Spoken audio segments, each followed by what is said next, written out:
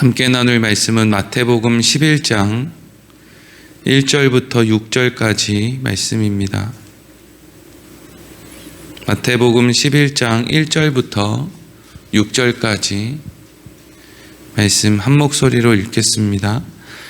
예수께서 12제자에게 명하시기를 마치시고 이에 그들의 여러 동네에 가르치시며 전도하시려고 거기를 떠나가시니라. 요한이 옥에서 그리스도께서 하신 일을 듣고 제자들을 보내어 예수께 여짜오되 오실 그이가 당신이오니이까 우리가 다른 일을 기다리오리이까. 예수께서 대답하여 이르시되 너희가 가서 듣고 보는 것을 요한에게 알리되 맹인이 보며 못 걷는 사람이 걸으며 나병 자가 깨끗함을 받으며 못 듣는 자가 들으며 죽은 자가 살아나며 가난한 자에게 복음이 전파된다 하라. 누구든지 나로 말미암아 실족하지 아니하는 자는 복이 있도다 하시니라. 아멘. 오늘은 세례 요한의 한계라는 제목으로 말씀을 나누도록 하겠습니다. 오늘 본문의 말씀은 마태복음 10장에서 예수님께서 12제자를 이스라엘의 각 고을로 파송하신 이후에 그 연장선에서 지금 세례 요한이 자신의 제자들을 예수님께 보내어서 어떤 질문을 하고 있는 그러한 내용을 기록하고 있습니다. 늘 말씀드리지만 이런 말씀들은 앞에서 이어지는 그런 맥락에, 문맥에 맞게 내용을 이해하려고 하지 않고 그냥 마태복음 11장을 딱 펼쳐서 이게 무슨 뜻일까라는 것을 생각하면 사실 그게 무슨 내용인지 알 수가 없습니다. 마태복음 10장에서 예수님께서 제자들을 이스라엘의 각 고을로 파송하시면서 먼저 권능을 주셨다 그랬죠. 병 고치고 귀신 쫓고 죽은 사람을 살리는 권능을 주셨다고 했습니다. 그런데 이스라엘의 각 고을로 제자들이 다니는데 그런 권능을 행하는데 사람들이 그들을 온전히 영접하느냐? 그렇지 않았다는 거죠. 내 앞에서 죽은 사람을 살리고 병자를 고치고 귀신 들린 자를 쫓아도 사람들이 예수 그리스도를 믿지 못했다는 거예요. 어떤 사람들은 그러면 그것을 영접했느냐? 소외당한 사람들, 힘없는 사람들, 이런 사람들이 오히려 예수님을 영접했다는 거죠.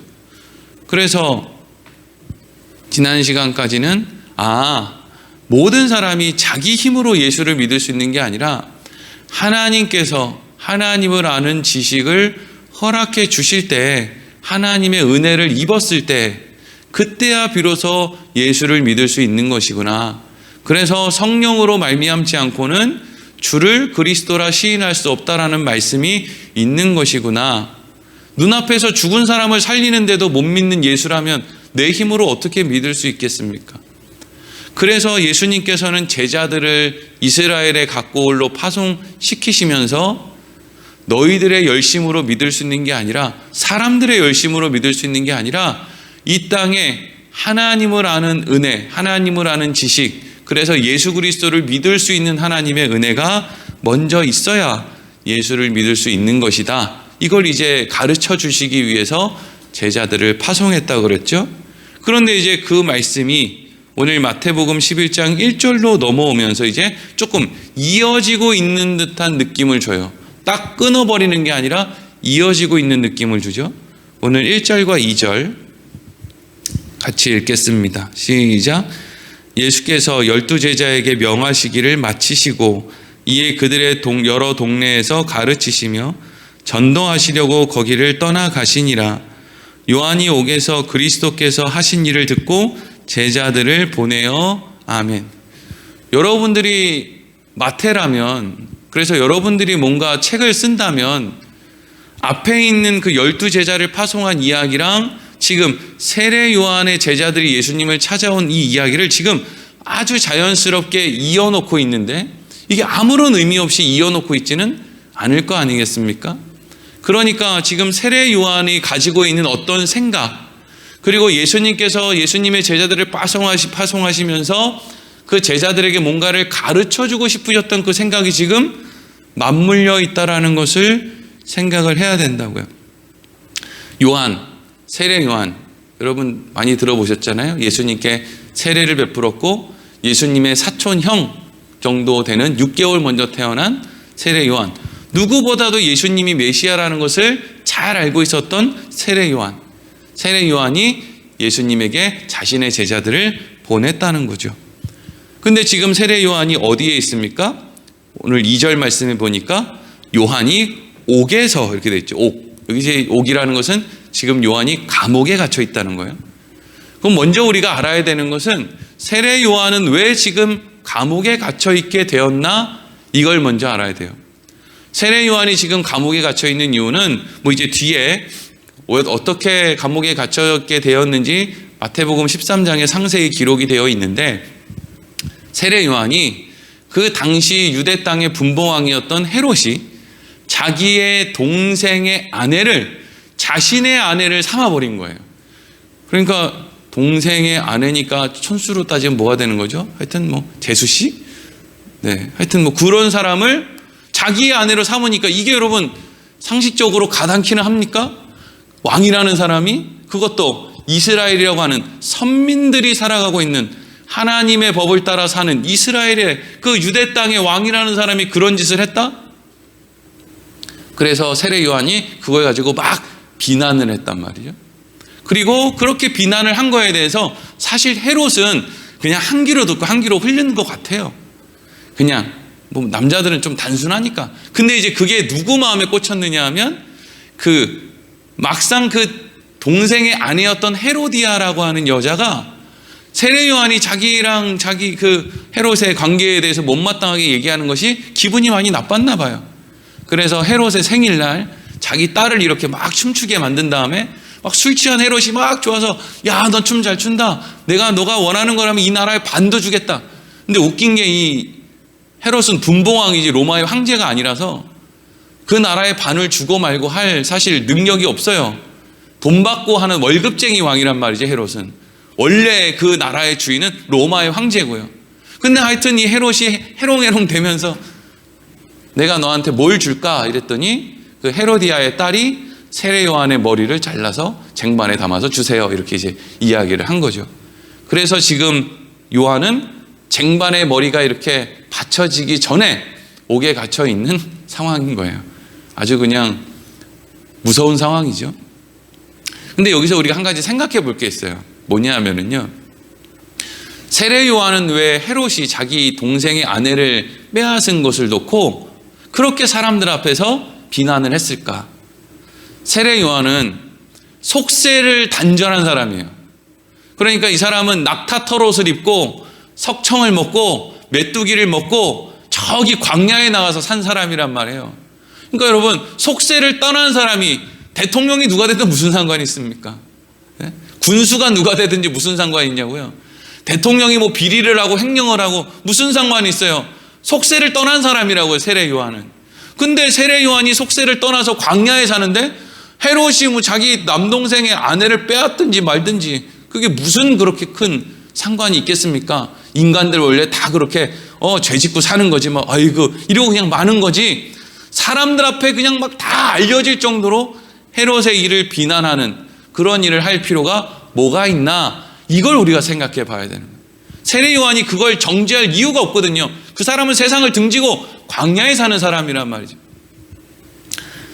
마태복음 3장 1절과 2절에 보면 세례 요한이 예수님이 이제 메시아로서의 활동을 하기 직전에 사람들한테 이런 말을 하는 장면이 있어요. 마태복음 3장 1절 2절 제가 읽어보겠습니다.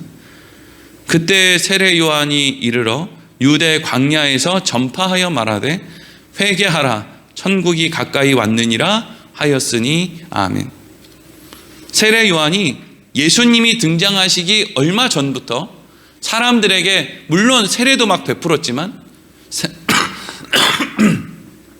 세례를 베푼 이유도 있는 거죠.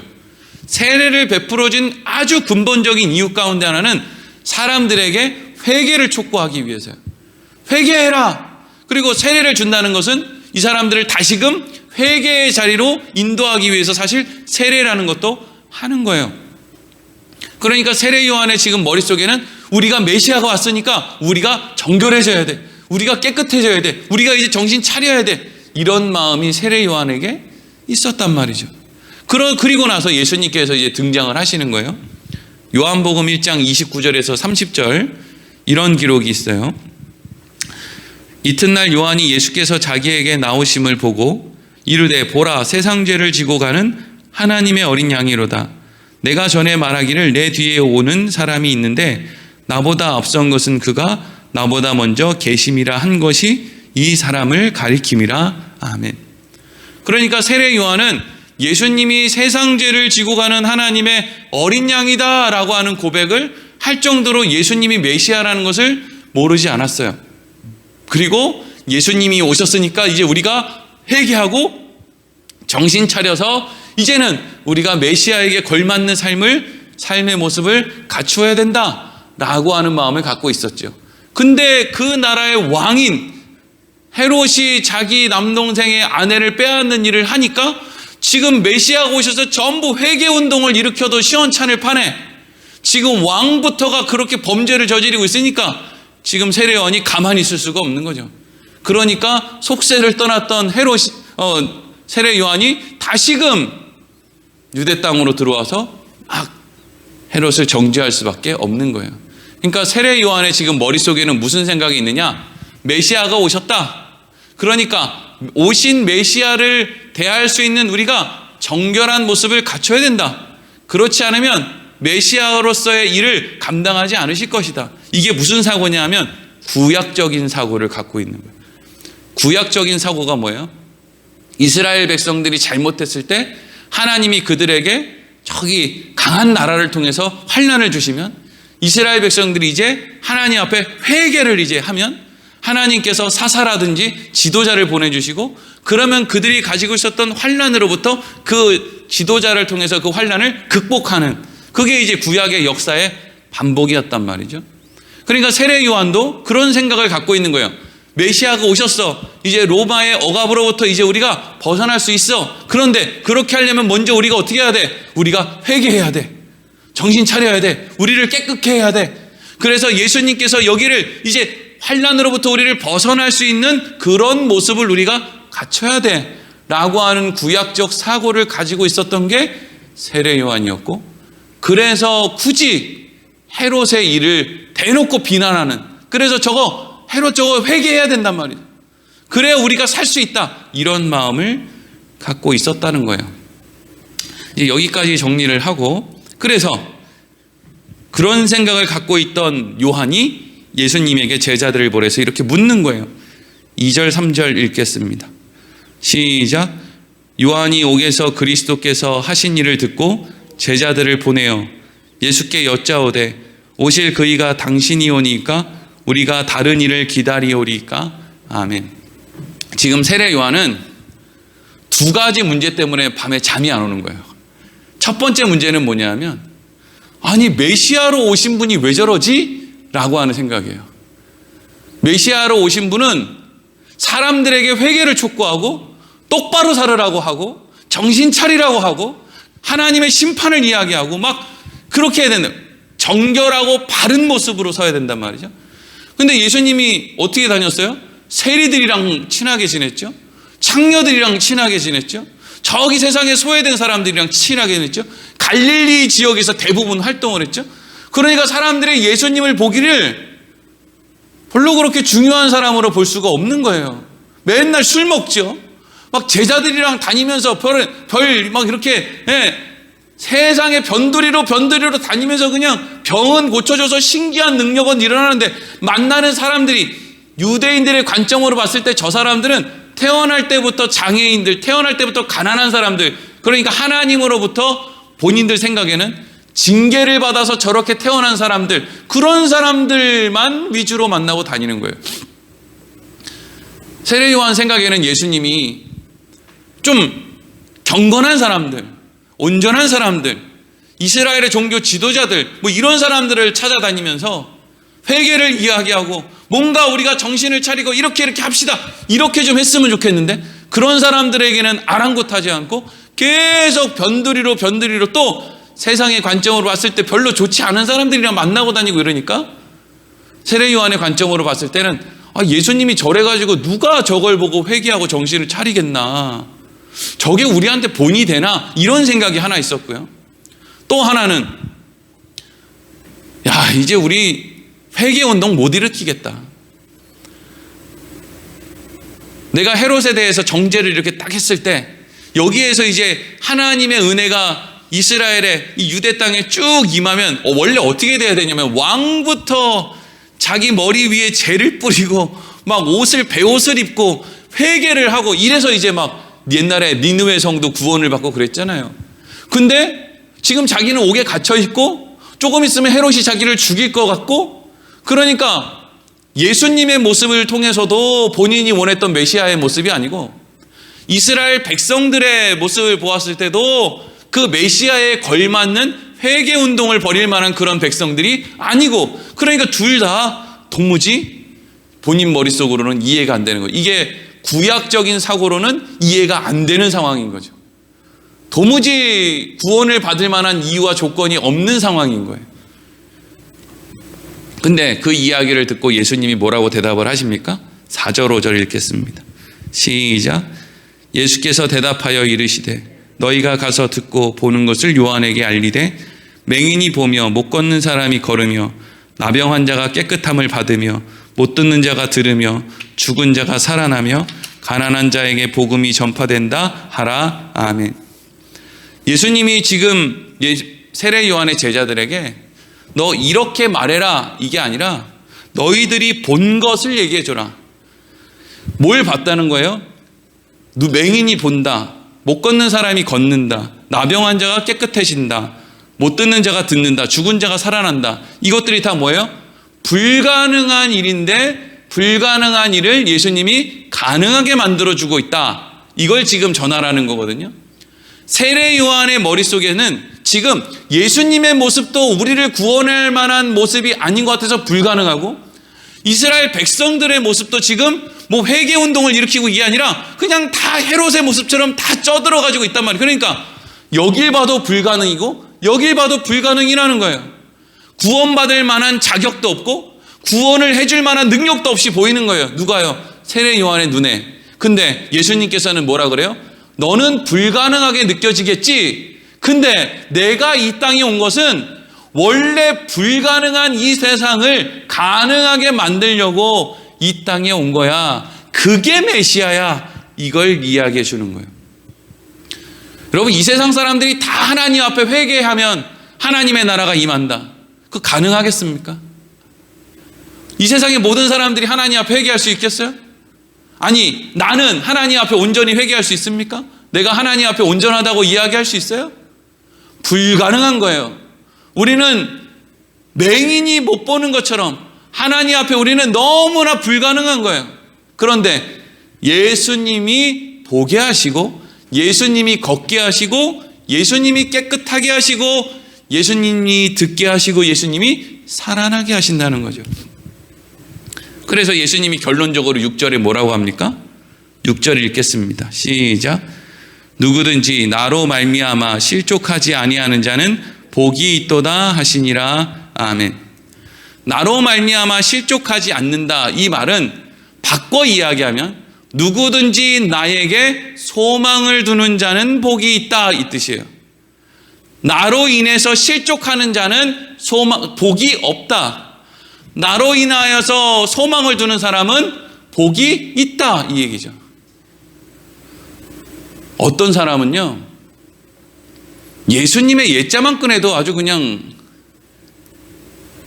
뭐라고 하죠? 막 이렇게 경기를 하는 사람들이 있어요.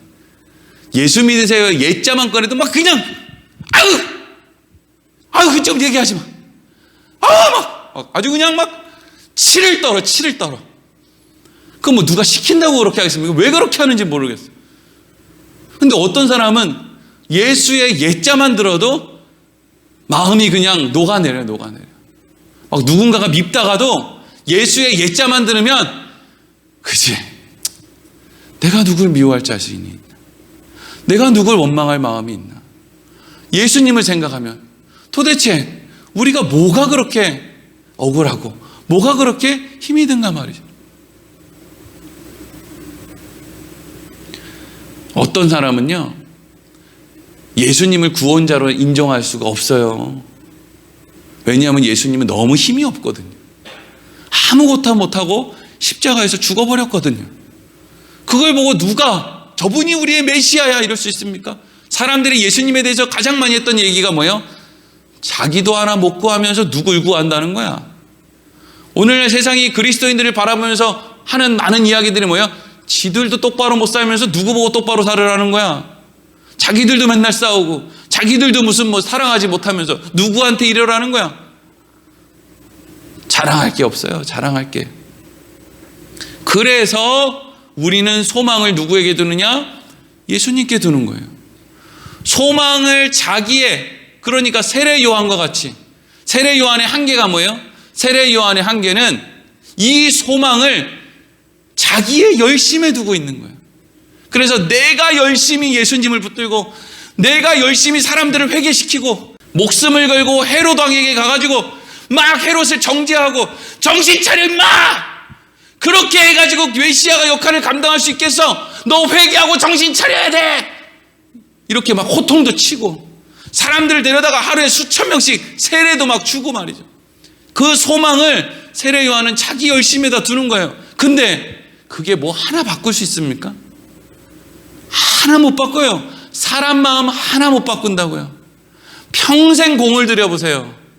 자기 아내나 남편 마음 하나 바꿀 수 있나? 사람 마음 못 바꿔요. 그게 뭐예요? 맹인이 볼 수 없는 거예요. 그냥 그런 거예요. 근데 소망이 어디 있다고요? 예수님이, 맹인은 원래 못 보는 건데 볼 수 있게 하는 소망은 예수님에게 있다는 거예요. 그래서 다음 시간에 보면 이런 말씀이 나와요. 천국은 침노하는 자의 것이다. 이 천국은 침노하는 자의 것이라는 게 뭐예요? 세례 요한처럼 어떤 사람들이 계속 자기의 열심으로 천국을 얻으려고 애를 쓰는 거예요. 근데 그렇게 애를 쓰다 보니까 결론을 얻게 돼요. 아, 내가 애쓴다고 얻어지는 게 아니구나. 내가 애쓴다고 내 마음 하나 온전하게 못 만드는구나. 그게 천국은 침노하는 자의 것이다. 애를 써본 사람들이래야 예수님 앞에 갈 수 있다. 이 의미를 담고 있는 거예요. 이게 세례 요한의 한계였어요. 예수님께서 그래서 세례 요한의 제자를 통해서 세례 요한에게 알려주는 거죠. 너 힘으로 하는 거 아니고 내 힘으로 하는 거야. 너가 죽어서 되는 게 아니고 내가 죽어서 되는 거야. 내가 하는 거야, 내가.